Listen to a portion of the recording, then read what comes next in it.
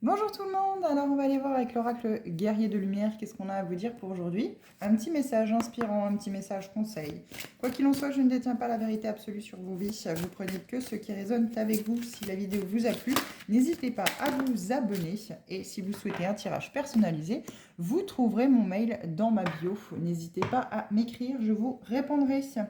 Déjà, en dos de deck, on vous dit vous êtes complet. Tel que vous êtes déjà complet. Vous n'avez rien de plus à faire que d'être vous-même.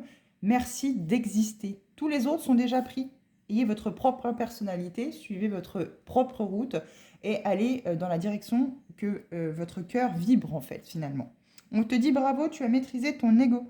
L'univers vous félicite car vous avez maîtrisé votre ego, vous avez travaillé dur pour surmonter vos blocages mentaux.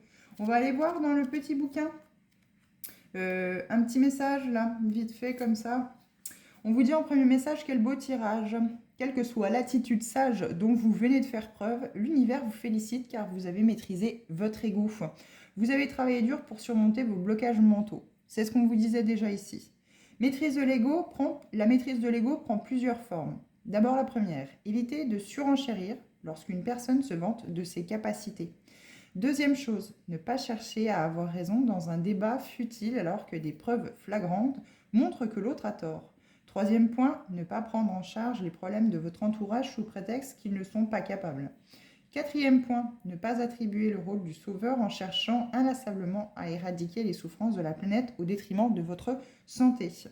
Cinquième point, arrêtez de vous dévaloriser et être fier de qui vous êtes.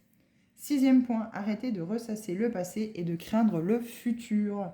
C'est ce qu'on vous disait déjà en dos de deck, vous êtes complet tel que vous êtes. Il y a un deuxième message à travers cette carte, on vous dit entraînez-vous à apprivoiser votre ego le plus souvent possible. Tous les grands sages de ce monde ont apprivoisé leur ego et ils s'en servent comme un outil au service de leur grandeur, pour leur bien et pour le bien de tous. Maîtriser son ego, c'est accepter son pouvoir intérieur et transcender ses peurs. L'ego est la pensée, souvent contrôlante ou castratrice, qui tourne en boucle et qui a un avis sur tout. En soi, l'ego n'est pas mauvais. C'est même plutôt le contraire. Lorsqu'on maîtrise son ego, on devient très performant dans tous les domaines. L'ego est comme un pur sang, hein, le top des chevaux.